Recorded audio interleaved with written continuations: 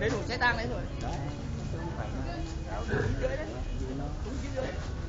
Mặt trận Tổ quốc, chi bộ, tổ dân phố số 11, thị trấn Cầu Giếng tổ chức làm lễ truy điệu theo cụ Trần Văn Mạng. Tôi xin thông qua danh sách ban tang lễ. Ban tang lễ gồm ông Trần Mạnh Dũng, Nguyễn Ủy Viên, Bí thư Đảng ủy, Chủ tịch Hội đồng Nhân dân. Linh hồn đồng chí Trần Văn Mạng.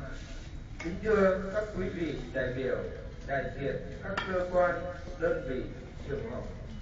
Kính thưa các đồng chí lãnh đạo Đảng, chính quyền, Mặt trận Tổ quốc, các ban ngành, đoàn thể thị trấn Cầu Giếng. Kính thưa các đồng chí và nhân dân tổ dân phố số 11 cùng toàn thể gia quyến đồng chí Trần Văn Mạng. Chúng ta đang sống trong không khí của những ngày đầu năm 2020.